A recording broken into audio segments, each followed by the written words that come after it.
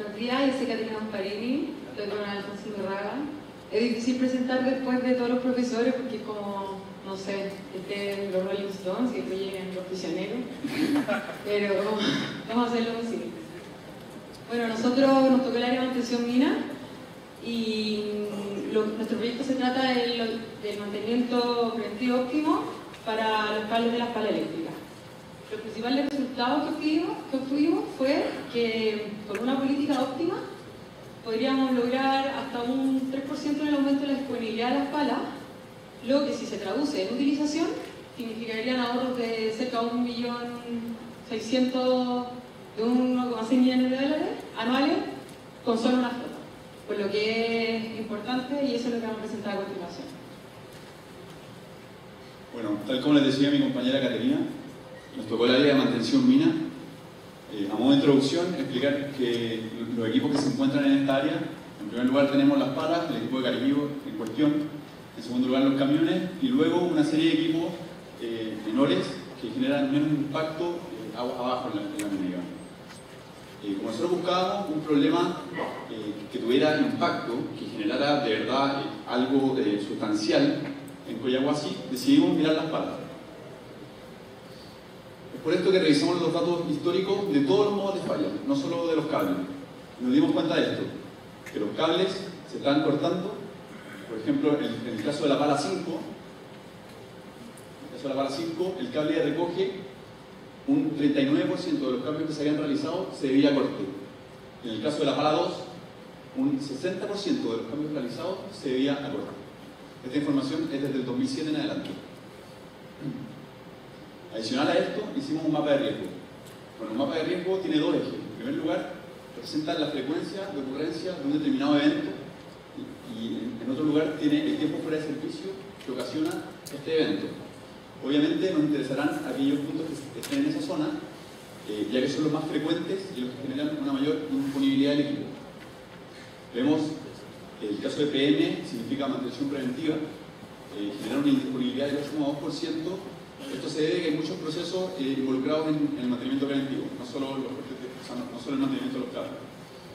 Adicional a esto hay otro evento que ocurre mucho, el corte de cable, que genera una indisponibilidad del 1,5%. Es por eso que quisimos poner ojo en este problema, porque generaba una alta indisponibilidad. Otro mapa que ocupamos para plantear soluciones, sobre todo, es un mapa de oportunidades detectadas.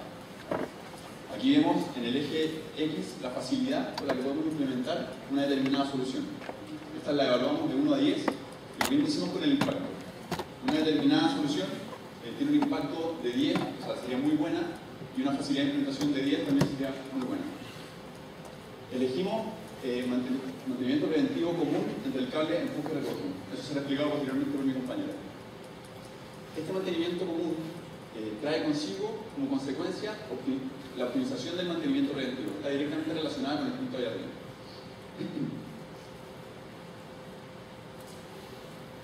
Bueno, para explicar el problema y entenderlo bien, tenemos que entender el contexto en el que estamos. Coyahuasi actualmente tiene 3 flotas de palas eléctricas, las cuales la flota 1 y 2, ambas tienen actualmente 4 palas operativas, cada una, y las dos tienen 3 cables, el de levante, el de empuje y el de recoge. Finalmente está la flota 3, que son la flota de las PIH, que son 3 palas y tienen un solo cable. Es por esto que las PIH, aunque igual hicimos todos los análisis y las estudiamos, no eran tan representativas del problema, entonces nos centramos en la 1 y 2, y para términos prácticos, como para hacer más simple la presentación, en la 1 porque era el caso más representativo. Entonces, ¿cuál es nuestro problema? Los cables de levante, recoge y empuje se están cortando prematuramente, no están llegando al mantenimiento preventivo. Acá vemos una foto de un cable cortado de Coyahuasi este año y se puede que no es menor.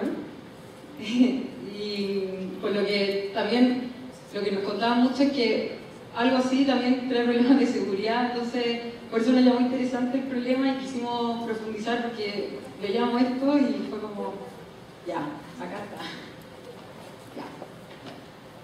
¿Cuáles son las causas que se están cortando los cables? Conversando con la gente, nos decían, hacían mucho hincapié en los factores operacionales. ¿A qué se refieren los factores operacionales? Por un lado está que hace poco las palas hidráulicas eran las que remataban los bancos. pero es muy caro el uso de una pala hidráulica. Entonces se decidió que la pala eléctrica hiciera todo el trabajo. Entonces la pala, al rematar el banco, el cerro en esa parte es mucho más duro. Entonces, ¿qué pasa? Una pala que suele hacer entre 3.500 a 4.000 toneladas la hora, cuando está rematando banco, hace 2.000. Entonces es muy ineficiente y esto resiente el cable. Otro tipo de factor operacional es que, de cierta forma, el operador como que castiga la pala. ¿A qué me refiero que castiga la pala? Que muchas veces se sobreexige porque hay para aumentar la productividad. Y lo otro es que el sistema de mantenimiento del cable empuje-recoge no es eficiente porque cuando se cambia un cable empuje hay que cambiar el de recoge necesariamente y viceversa.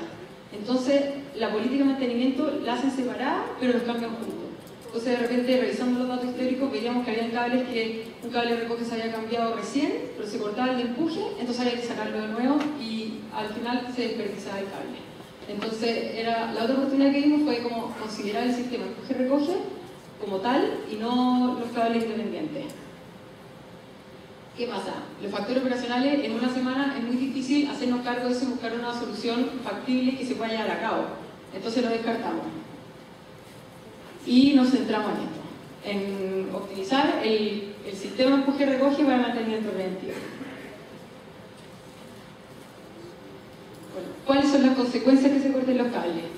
Acá tenemos 3 casos de los primeros 6 meses del 2013 y vemos que, por ejemplo, para la pala 5 se cortaron, o sea, se cambiaron 4 cables, 3 fueron cortes.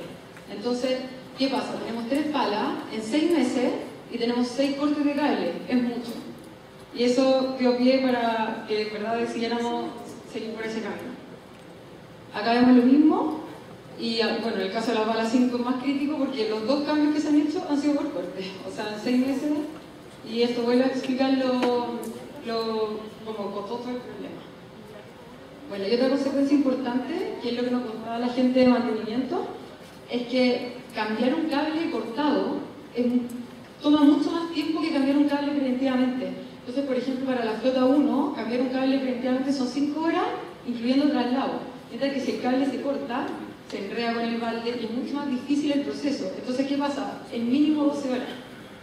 Con la flota 2 pasa lo mismo. La flota 3 presenta un cambio de cable mucho más alto, pero no se debe como al corte, sino que hace poco Collahuasi internalizó el proceso de mantención de las PIH, entonces están como en un proceso de adaptación como aprender a cambiar el cable, pero no es como en el caso de la flota 1 y la flota 2 que se enredan y es muy difícil.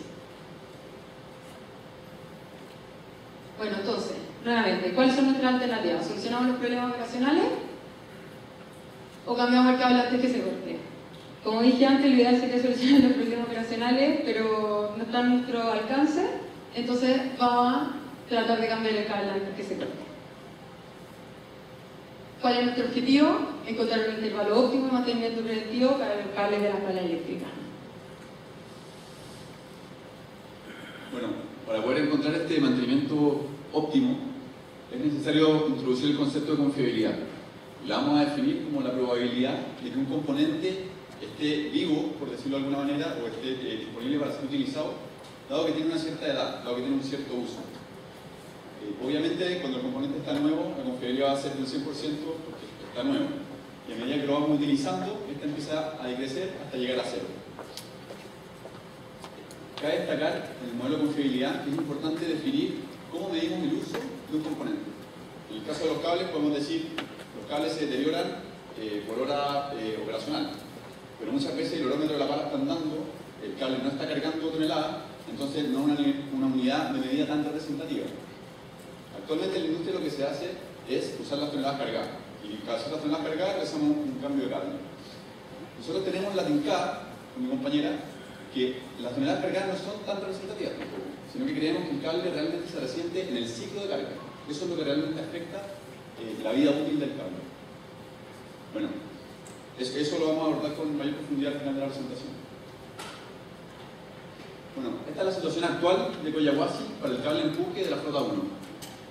En azul tenemos la curva de confiabilidad, en rojo tenemos una función de costo que involucra mantenimiento preventivo tanto como correctivo, se involucran esos dos costos. Y vemos que en esta zona la curva roja parte muy alta. ¿Qué quiere decir esto?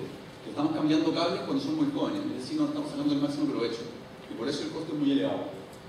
Por otro lado, allá, la curva tiende a un valor asintótico de 0,15 y quiere decir que estamos cambiando los cables cuando se cortan, es decir, esperamos que el componente falle y lo cambiamos.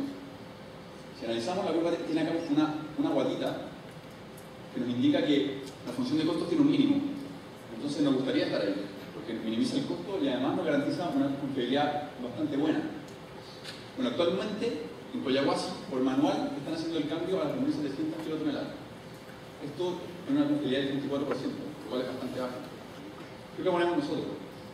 Movernos de las 2.700 a las 1.500 kilotoneladas cargadas. Esto aumenta la confiabilidad hasta un 88% y se traduce en un ahorro del costo del 20%. ¿Qué pasa si hacemos esto para los demás cables? Bueno, tenemos en primer lugar el resultado del cable levante, proponemos cambiarlo a las 1.900 kilotoneladas, antes lo hacíamos a las 2.400, y esto se traduce en un aumento de la confiabilidad del 78% aproximadamente hasta un 92%. Adicionalmente proponemos cambiar el sistema de empuje-recoge a las 1.500 kilotoneladas, lo que antes hacíamos a las 2.700. Esto se traduce en un aumento de la confiabilidad desde un 34% aproximadamente hasta un 88%. Con estas políticas que proponemos nosotros, la disponibilidad del equipo aumenta en un 3%. Si esta disponibilidad se tradujera en la utilización del equipo, podríamos ahorrar hasta 1,6 millones de dólares al año solo en esta flota. Mirando un poco hacia el futuro, es lo que decía anteriormente, queremos encontrar una unidad de medida más representativa que nos permita construir un modelo robusto de la confiabilidad. Tenemos que las horas de operación no son una buena unidad de medida. Por otro lado, las toneladas cargadas no siempre nos entregan la información óptima. Y lo que nosotros proponemos es medir los ciclos de carga. Es por esto que nos contactamos con los proveedores de cables. Nos dijeron que actualmente se encuentran desarrollando un nuevo software y un nuevo cable. El software lo que haría es medir los ciclos de carga y permitiría llevar un control más acabado de la vida del cable. Bueno, el modelo que proponemos nosotros es un modelo estático, en el cual estos son datos no son reales, son todos simulados por nosotros. La curva roja representaría la carga del balde, con una media aproximadamente de 50 toneladas, una cierta desviación, y por otro lado la curva azul representa la resistencia del cable, que también tiene una cierta media y una cierta desviación. Supusimos que eran normales para simplificar la explicación. ¿Qué es lo que ocurre? Como ya no estamos suponiendo que el cable falla por el tiempo, sino que por el ciclo de carga, estamos hablando de un lugar estático. Ya no hay tiempo involucrado. Y si nos fijamos bien, tenemos una zona en donde estas dos curvas se intersectan. Lo que quiere decir que estamos cargando lo mismo que el cable resiste. Y esta zona sería una zona crítica en donde pondríamos en jaque la vida del cable. Lo que proponemos nosotros es implementar un software, algún tipo de mecanismo que permita avisarle al operador cuando entra en esta zona, para evitar así un corte innecesario del cable, un desgaste innecesario. Caso de interferencia. Sí. O sea, una interferencia entre las dos colas de la distribución. Bueno, finalmente para terminar la presentación, recalcar que el mantenimiento predictivo óptimo, que minimice los costos y que aumente la utilización y la disponibilidad del equipo, puede significar grandes ahorros, como los que explicamos antes, como el 1,6 millones de dólares al año. Y lo más importante es que es necesario avanzar en la forma en que medimos cómo se resiente el cable. Las tecnologías existen, pero es como poder saber implementarlas. Y con eso se pueden lograr grandes cosas y evitar incluso hasta accidentes y problemas que van más allá al costo de cortar el cable. Eso, muchas gracias.